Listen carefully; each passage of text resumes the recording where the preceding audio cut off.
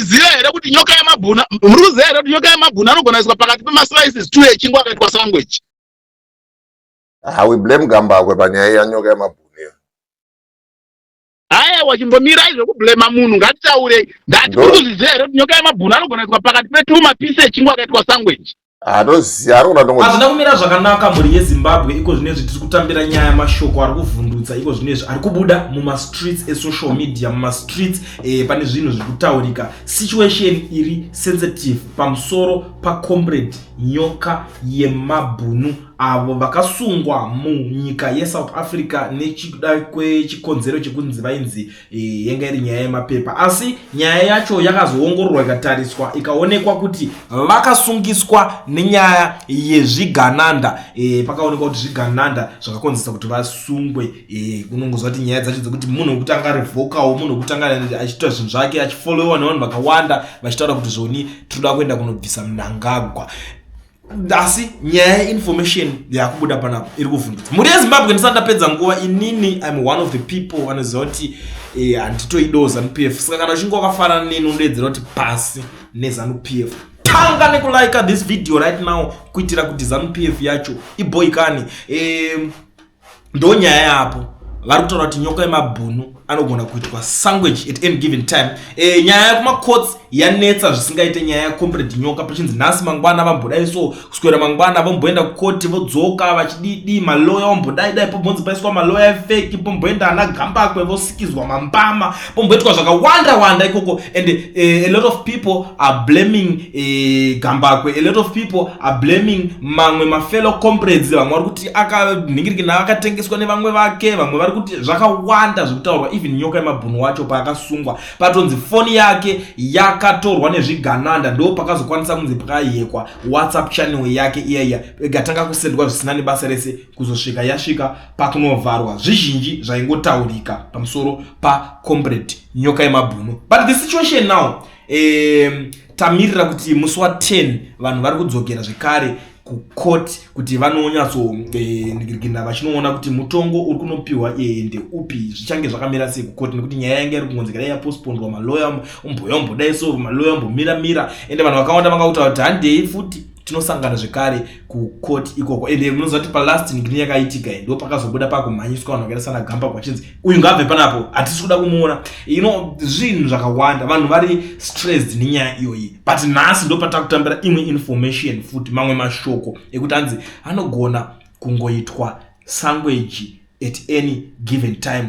Zvinhu zviri kutaurika izvi zvinhu zviri kutaurwa nemunhu ari kunyatsoti ari kushanda neZANU-PF kuti munhu ari kutaura kuti atori muZANU-PF macho zvekutodaro ningirikini yacho ichange iripo ichabroadcastwa zvayo nhasi manheru muchanyatsoinzwa. Zvakakosha kuti mugare mungori ready. Ndichagara ndokuudzai kuti ningirikini iyo yakubuda mirai munyatsoiona muchanyatsoinzwisisa yese muchinzwa zvinhu zviripo. But for now ndangoti ndingogara ndangokutipirai mhuri yeZimbabwe zvinhu zviri kuda kuitwa comrade nyoka yemabhunu yekuti anzi vanogona kungonoitwa sandwich kureva kuti anzi vanogona urayiwa ndo nyaya dziri kutaurika panapa. Vamwe vataura kuti anogona kungonzi akazonyangaridzwa, vamwe vari kuti anogona kuita sei zvizhinji zviri kuningina ende zvinhu izvozvo zviri kukonzeresa kuti vanhu vawedzere hana dzavo kurova pamusoro pechinhu chakadaro kana kuti pechiitiko chicho chichikuitika. Ndo nyaya iripo ndangoti ndingopfura nepo ndingokuzivisa imhuri yeZimbabwe because munoziva kuti inini ndiri munhu wekuti ndiri 1 gig ndinoremerwa ndikangonzwa nyaya chete ndo pandava ndichimhanya ndotokuudzai kuti panzi zvakati ningi ari kuti zvakati ende zviri kurongwa naningi ndosaka ndiripo ende ndo chibasa chedu chekuti tikuzivisei zvinhu zvinenge zvichiitika mumastreets ese.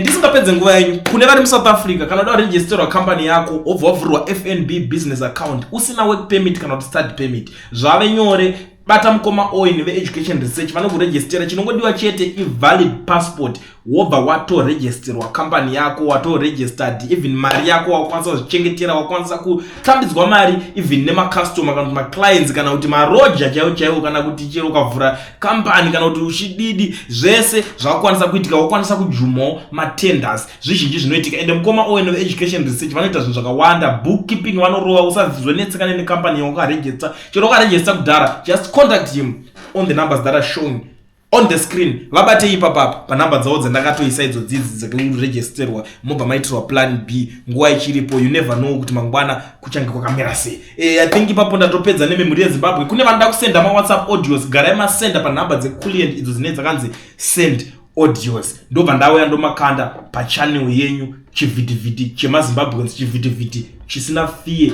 kana kuti favor. Mamukasei nhasi muguvera pane nhau iri kutaura pa.5 pa.5 pagungano redu rokutaura pamusoro pezvenyika yedu yeZimbabwe. Ini handiti ndiri muprofita savamwe, ndinoti ndinotaura zvinenge zvifanirwa kutaurwa zvichikodzera kuti zvitaurwe. Ruzhinji rwedu tinomhanya toti tiri vaprofita. Ini handisi kudaro, zvauya kwandiri ndozvandinotaura. Ndakambotaura mazuva apfuura ndichiti ZANU-PF inopa vanhu nzara, yapa vanhu nzara yovuya seinovabatsira ivo vachibhenefita ivo vatungamiriri veZANU-PF. Ndikati ZANU-PF hainambogara yahwena sarudzo kubva pakutanga. Chakashanda pasarudzo dzokutanga ndichokuti vakabvunza vana Techa kuti ko mukomo ukadliwa unoitwa sei pamasarudzo idzi. Akati Solomon nyika yaenda kuvanhu vatema, zvatinogwira, zvatinoda, zvatinotaura, zvatinotaura tose. VeZANU vakabvunzwa vana Mugabe vakati kana tisina kuhwina tikadliwa namukomo tinoramba tiri musango. Hazvisi Rwanda kana chenye, inyaya yakaitika pachena. Zvino zvikaratidza izvozvo kuna vanhu vakangwara vakakwana, kwete kungwara vakakwana pfungwa kuti ava vanhu ava vaingova vanhu vokuda ku right. Pakacreatewa situation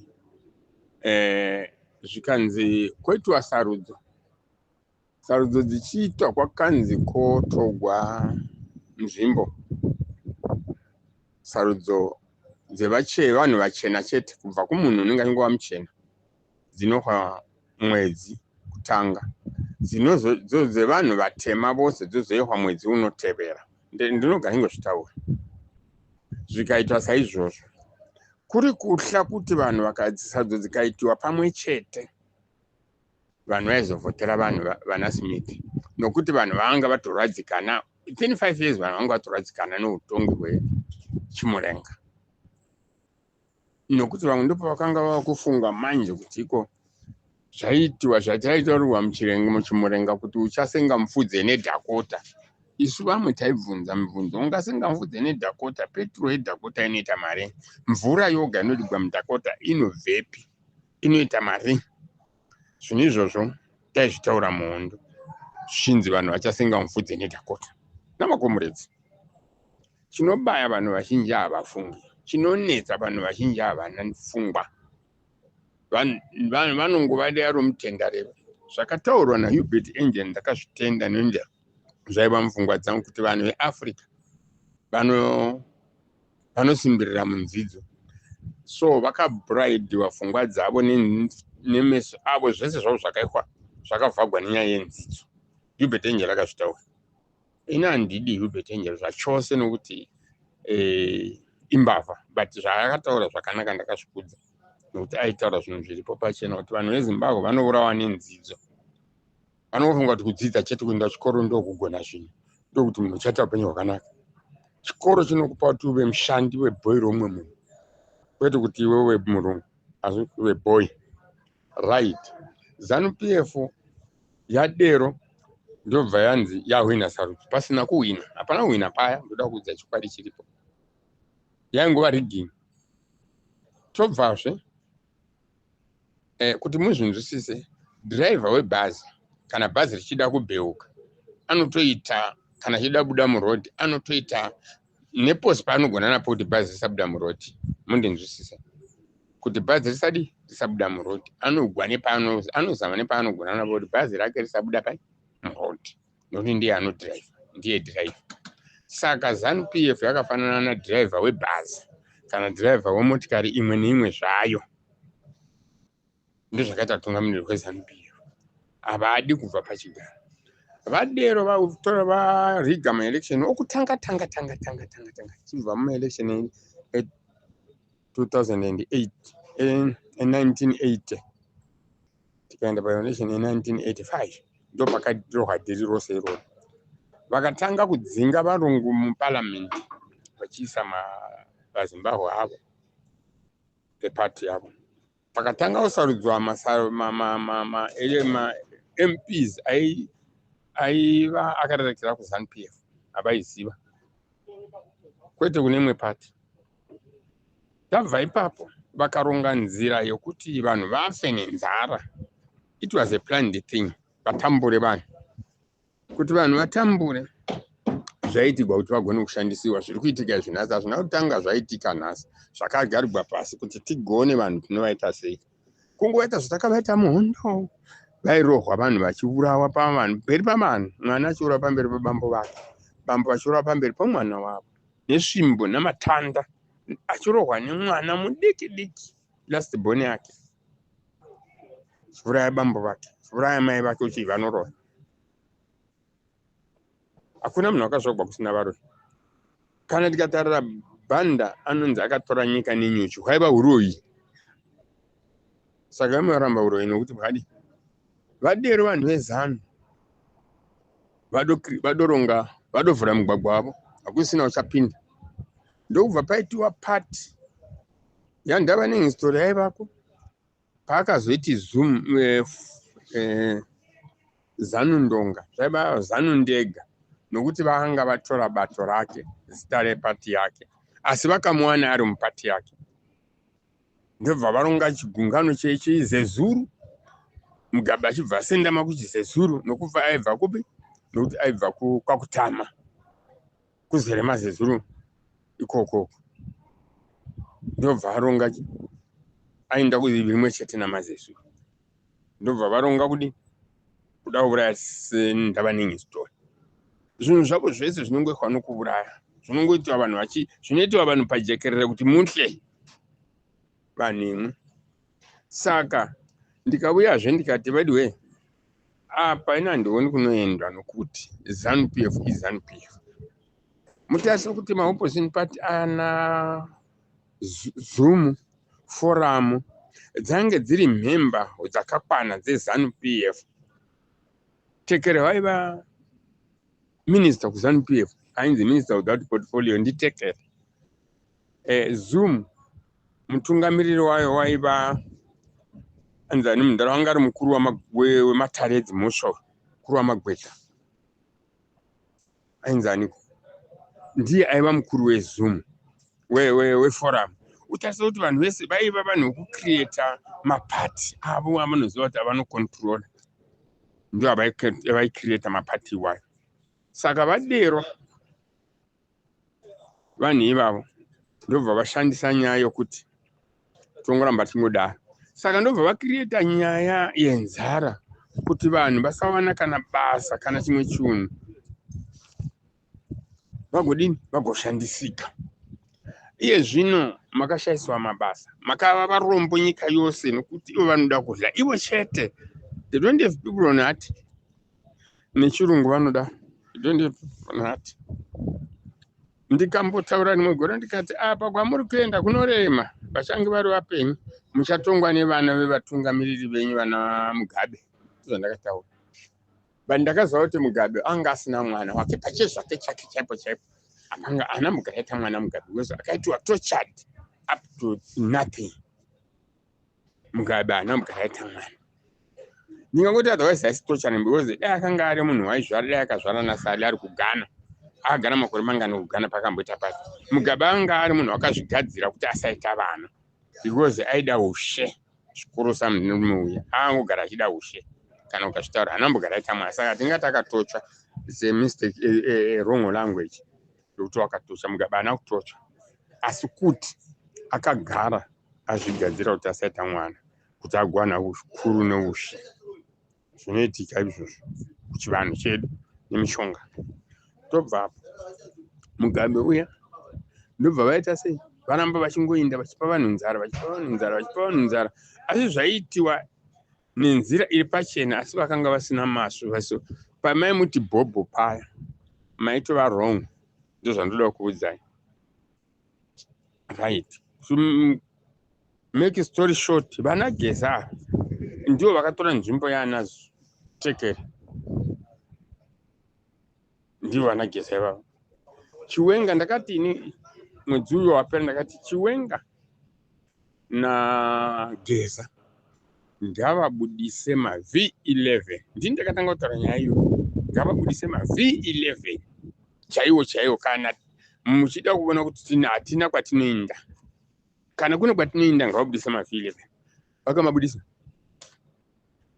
Iye zvino nyika nyaya yacho iri kumasoja. Mukatarisa iye zvino payaperi poda mwachamisa one private kona yokuti abvume kupinda hurumende yomubatanidzwa vanhu vasingazvizivi. Chamisa kachichokwadi akati no handidaro kuda zvinzoenda pajekerere. Saka iye zvino vari kugara mumwe musangano zvefuti vari bhizi vana Valerius vanhu kuti vaone kuti vangaita sei kuti Chamisa abvume. Iyi nyaya inonzi Geza wakapuwa mota, Geza wakapuwa mari hadzisi nhema, ichokwadi.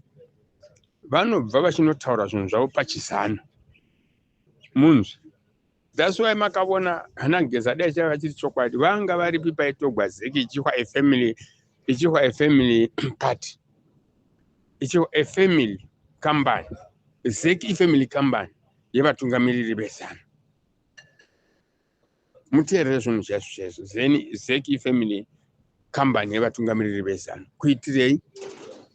Iye zvino ukazvitarisa kwazviri kuenda nekwazviri izvezvezvo hapana kunoendiwa, hapana chiri kuitika apa, hapana change. Ndakavhunza kuti koda sei musina kuitwa zvakaitwa Mugabe wangonzi in 2 days Mugabe wangadwa pachigaro. Uyu sei zvisingaiti? Mutsauko uri papi? Saka ndati mandishandise zvamunoshandisa imwe. Munoti maprofiti. Indoshandisa zvinouya mundangariro dzangu at the right time kuti ndinzwe kuti what is going on. What is wrong? Chii chamuri kuita? Chii chinobva? Yeah?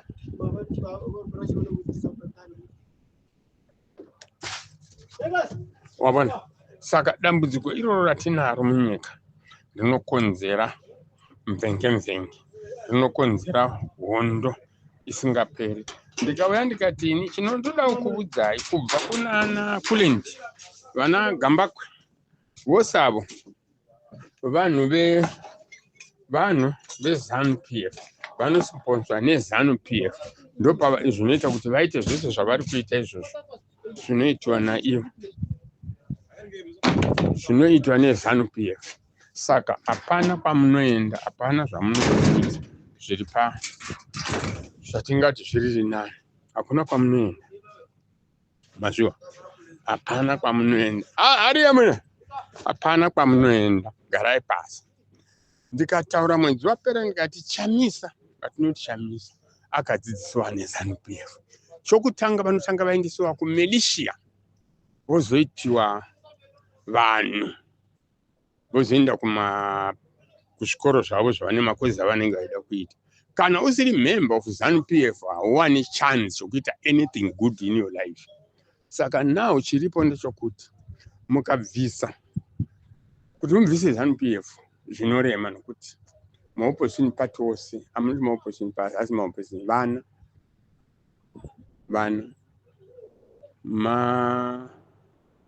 juniors eZANU-PF, juniors eZANU-PF, hakuna zamunoti opposition party. Saka zvari juniors eZANU-PF munofunga kuti kana dziri timu ingatamba nemajuniors ayo igonzi adliwa chirudzii? Chirudzii ingadliwa nemajuniors? Hazviiti. Ingakundwa nemajuniors hazviiti. Chatinofanirwa kuita apa kuziva kuti zvakakona wani varungu izvi zvinizvi. Pakanzi president ndiye secretary wepati, ndiye mukuru wearmy, ndiye mukuru wezvose munyika.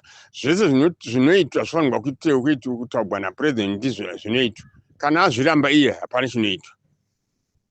Saka ndiye atova Mwari. Ndakataura izvozvo. Ndikati ne mistake munyika. Taita mistake tawanika tiri pamberi peshumba. Tatora shumba tikaita mubereki. Saka chenjerai maZimbabwe, hakuna kwamuri kuenda. Hamusati mati 1, hamusati mati 1. Muchiri murwendo rurefu. Muchatongwa mugotongwa nemwana wa Shoni Mnangagwa. Muchatongwa naMushoni Mnangagwa mugotongwa nomwana wa Shoni Mnangagwa. Muna makore mangani? Mune mana makore mangani muri munamo? Nokuti makazungaira. Maoveti ndimo mune chiga. Ndakaona kuti makapusa kubva pamakatanga kunzi muchangobva muhondo muri kumasembo, muri muchitanga kusvika kumabarracks, muchinzi mari dzadini, hanzi mari wachambwa nekombiyuta. Ndikabudza Tsano wangu inisu varaunte hakuna kombiyuta Tsano, matorogwa mari nomunhu. Munhu anokuziva kuti wachambwa nekombiyuta, hakuna zvinhu zvakadai. Kombiyuta inobewa nomunhu, kombiyuta nefoni chinhu chakafanana. Ndikamuti kombiyuta zvainoitwa ndiyo ifoni yamunodhaila yatinodhaila yemanhamba iyi. Ndizvo zvakaita kombiyuta. Nokuti anga asingaziva abva kuhondo. Vanhu vakaenda kuhondo madununu, madosvo. Zvikanzi akana. Ndikati hakuna chamunoda kundiudza Tsano, hakuna kombiyuta inojamba munhu. Ende mari dzacho dzakasingabuyi. Handiona. Saka ndiri dambudziko ratinaro munyika iyoyi yeZimbabwe. Hakuna kwamunoenda. Hakuna kwamunoenda. No, kusvika maziva kutiko maakutongwa nomwana wa Shoni. Kana kutongwa nomwana wa Shoni, ndovanguchaziva kuti vanoenda vachiziva kuti apa takaraisiwa navabereki apa. Nezano ndo zviripo. Geza akapuwa mota ichokwadi. Mafumi mwana waMnangagwa ichokwadi. Zvavanoita vanhu vachokupedzisira ndokuudzai. Zvavanoita ndechichi pakurarama kwavo. Vanofanana nembavha dzaronga dhiri rokuba mari pabhengi kana kuti musefa noronga nasecurity.